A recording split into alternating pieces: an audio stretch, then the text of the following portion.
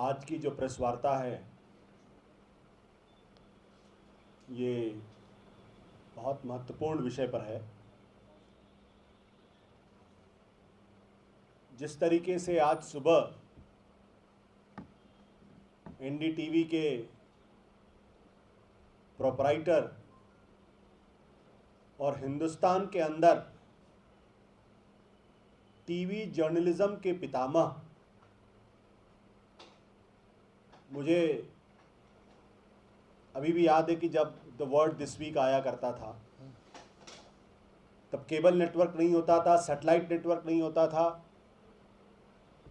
और पूरा देश पागलों की तरीके से प्रणय राय का वो प्रोग्राम देखने के लिए हफ्ते में एक दिन आता था और ऐसा लगता था जैसे कि पूरा देश उस कार्यक्रम को देखना चाहता।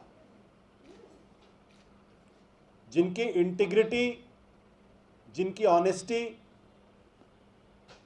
जिनकी एडिटोरियल इंडिपेंडेंस पर आज तक कभी किसी ने शक नहीं किया और कभी किसी सरकार के सामने वो झुके नहीं, और जिन प्रणय राय को, जिनका सम्मान सिर्फ देश के अंदर नहीं बल्कि दुनिया के हर कोने में जिनका सम्मान है, एक बहुत ही बड़े मीडिया पर्सनालिटी के नाते, और तमाम दबावों के बावजूद भी आज भी वो अपनी एडिटोरियल इंडिपेंडेंस को बनाए रखने के लिए प्रयासरत हैं। ये बड़े दुख का विषय है कि आज उनके घर पर छापे मारे गए। उनके ऊपर आरोप ये लगाएगा कि बैंक का कोई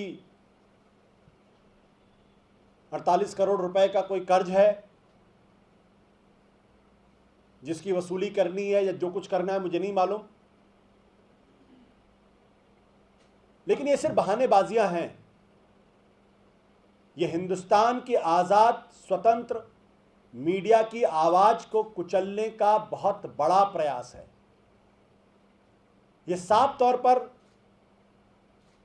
मोदी सरकार की तरफ से ये इशारा है कि जो मोदी जी की आरती नहीं उतारेगा, जो मीडिया हाउस, जो अखबार, जो टीवी चैनल,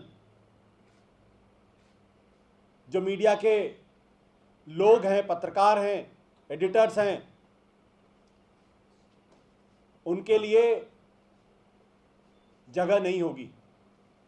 आज ये प्रणय राय पे हमला हुआ है,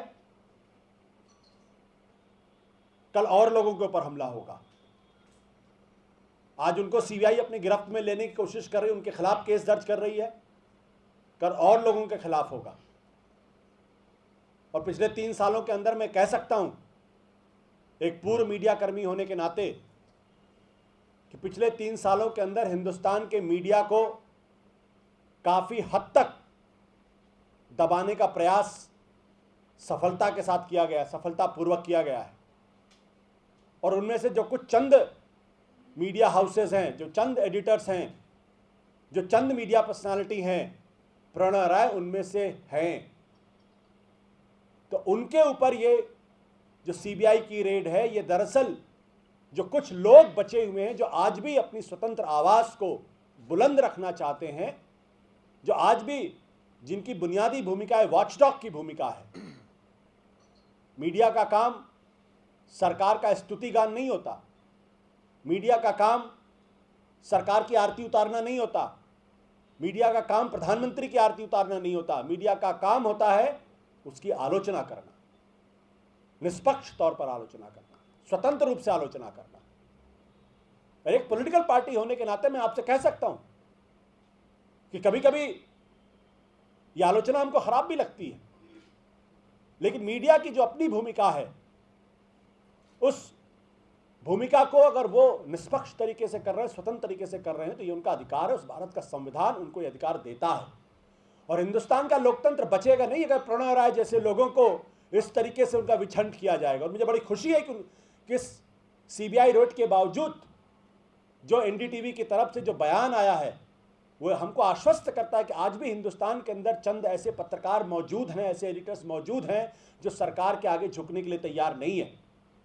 अन्यथा इसी दिल्ली के अंदर आज भी ऐसे एडिटर्स मौजूद हैं जो टीवी, जो कैमरे के ऊपर करोड़ों रुपए की डील करते हुए देखे गए, जेल गए, और अब मोदी जी के साथ सेल्फी खिंचवाते हुए देखे जाते हैं। उनके खिलाफ कोई कार्रवाई नहीं होती। आज भी ऐसे प्रमोटर्स हैं जिनके एडिटर्स ने दलाली खाई, लेकिन उनको संसद की सदस्यता दी गई है। ऐसे लोग किस मुंह से और किस लिहाज से टीवी चैनल चलाएंगे, प्रेस की स्वतंत्रता की बात करेंगे? हमें गर्व है और मैं बड़े फख्र के साथ कह सकता हूं कि इस देश के अंदर प्रणय राय जैसे पत्रकार हैं, एनडीटीवी जैसा चैनल है, जिसकी एडिटोरियल राय से हम सहमत हो न सहमत हो, एक अलग सवाल है, लेकिन जो आज भी अपनी स्वतंत्रता को बनाए रखने के लिए प्रयासरत हैं और स्वतंत्रता के साथ अपनी आवाज़ को बुलंद कर रहे हैं। इसलिए आम आदमी पार्टी इस सीबीआई रेड की भरसक निंदा करती है और मीडिया के तमाम साथियों से, चैनल से, अखबार से, जो संस्थान है, चाहे एडिटर्स गिल्ड ऑफ इंडिया हो, चाहे ब्रॉडकास्ट एडिटर्स एसोसिएशन हो, चाहे एनबीए हो, कि ये वक्त सबको एक साथ खड़े होने का है, प्रेस की आज़ादी के लिए लड़ने का वक्त है। क्योंकि बड़े दुख की बात है, जिस प्रमुखता के साथ इस खबर को तमाम टीवी चैनल्स पे चलनी चाहिए वो नहीं चल रही। ये सिर्फ एक प्रणय राय का मसला नहीं है, मैं बार बार कहना चाहता हूँ। हमारे साथी आशीष जी हमारे साथ हैं, जो बड़े प्रखर पत्रकार रहे हैं, जिन्होंने बहुत ज़बरदस्त तरीके से निर्भीक पत्रकारिता का परिचय दिया है, वो अपनी बात रखेंगे। दीपक जी भी हैं, जो भी बहुत प्रखर और इन्वेस्टिगेटिव जर्नलिस्ट रहेंगे, वो भी अपनी बातों को रखेंगे। आशुतोष जी ने तमाम बातें कह दी हैं। मैं उसमें दो चार बातें और उसमें इजाफा करना चाहूँगा। एक तो ये है कि पिछले 3 सालों से लगातार सोशल एक्टिविस्ट्स, एनजीओज़ और अब मीडिया के एक हिस्से पर एजेंसियों के सहारे, कानून के सहारे, स्टेट पावर का इस्तेमाल करके उनको टारगेट किया जा रहा है, उनको हाउंड किया जा रहा है। करीब 30,000 एनजीओज़ का रजिस्ट्रेशन एफसीआरए में कैंसिल हो गया। तीस्ता सेतलवाद, जो एक बहुत ही प्रखर सोशल एक्टिविस्ट रहीं और गुजरात के दंगों के मामले में उन्होंने बहुत लीगल एक्टिविज़म किया, इंसाफ की लड़ाई लड़ी, उनके खिलाफ सीबीआई में मुकदमा दर्ज हुआ। 2 साल पहले उनके घर पर सीबीआई की रेड हुई और आज भी वो सीबीआई का मुकदमा चल रहा है। मीडिया की स्वतंत्रता पर लगातार हमला होता रहा।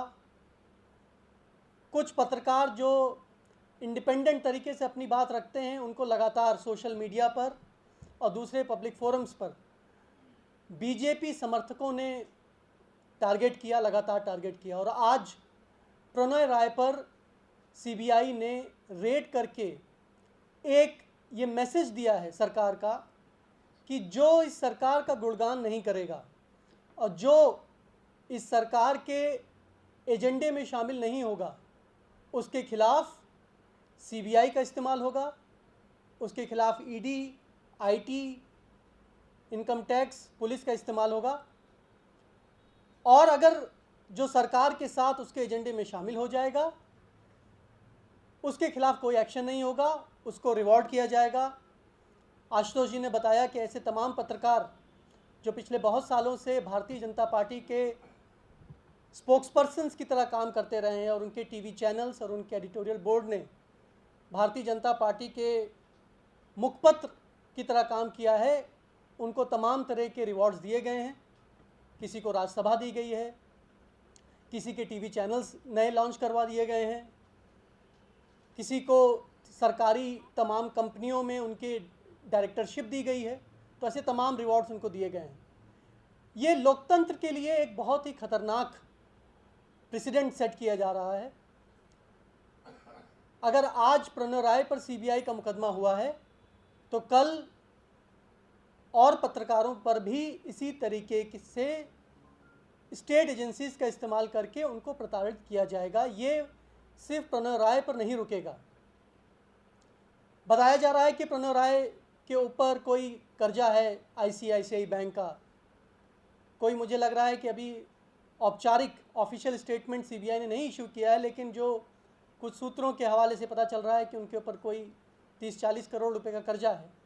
तो सवाल ये उठता है कि इस देश में कम से कम ऐसे 10-15 औद्योगिक घराने हैं जिनके ऊपर करीब करीब 7 से 8 लाख करोड़ रुपए का कर्जा है। तो उनके खिलाफ कार्रवाई क्यों नहीं हो रही है?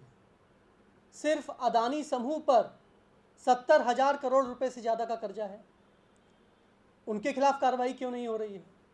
अनिल अंबानी समूह पर इसी तरीके से 50,000 करोड़ रुपए से ज़्यादा का कर्जा बाकी है, उनके ऊपर कार्रवाई क्यों नहीं हो रही है? गौतम अदानी समूह के खिलाफ सीबीआई में पिछले 3 साल से एक जांच लंबित है, मनी लॉन्ड्रिंग की जांच है, पी रजिस्टर हुई थी।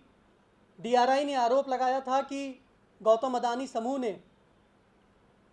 बिजली इक्विपमेंट्स और पावर प्रोजेक्ट्स का जो उन्होंने इंपोर्ट किया, उसकी आड़ में हजारों करोड़ रुपए की मनी लॉन्ड्रिंग करी।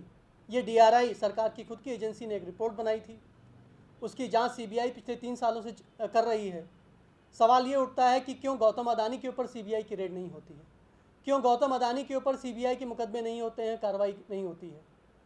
सिर्फ प्रणव राय जैसे लोगों पर ही क्यों सीबीआई की कार्रवाई होती है? तो मुझे लग रहा है कि देश जनता ये सब कुछ देख रही है, और अगर जनता आज खामोश है तो उसको ये ना समझा जाए कि उस सरकार के इन करतूतों पर जनता अपना रुख नहीं रखेगी और इसके लिए सरकार को कीमत नहीं चुकानी पड़ेगी।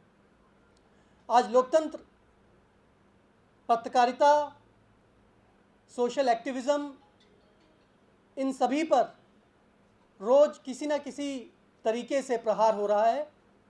और जैसे आशुतोष जी ने कहा कि अगर प्रणव राय जैसे पत्रकारों पर इस तरीके से, इस ब्लेटेंट तरीके से सीबीआई मुकदमा करेगी, रेड करेगी, तो इस देश में लोकतंत्र सुरक्षित नहीं रहेगा।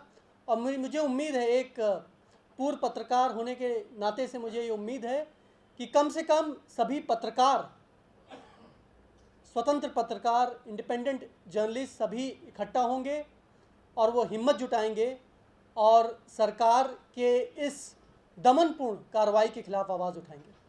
Thank you. दोस्तों, 2 साल मुझे एनडीटीवी 24/7 में काम करने का मौका मिला। डॉक्टर रॉय और मिसेस रॉय, ये 2 बहुत अहम इंस्टीट्यूशंस हैं। इन्होंने पत्रकारिता के मूल्यों को बनाए रखने के लिए, उनकी रक्षा के लिए बहुत बड़ी कीमत अदा की है। आप अपने कॉम्पिटिटर्स के मुकाबले पिछड़ते हुए दिखाई देते हैं बाज़ारों में, लेकिन आप मजबूती से उन मूल्यों को पकड़ के रखते हैं। ये मैंने साथ में काम करके देखा है।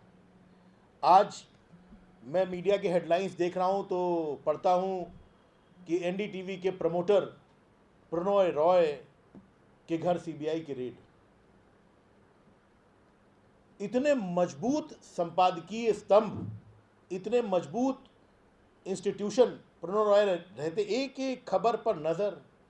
कहीं हमारा रिपोर्टर खबर को सनसनीखेज बनाने की कोशिश में अपनी सीमा का अतिक्रमण तो नहीं कर रहा है? प्रणव रॉय देखते, आपकी स्क्रिप्ट गई तो उसके ऊपर उनका कमेंट आ जाता है कि यहाँ हम अपनी बाउंड्री क्रॉस कर रहे हैं, कोई ज़रूरत नहीं है हमें किसी से कंपटीशन करने की।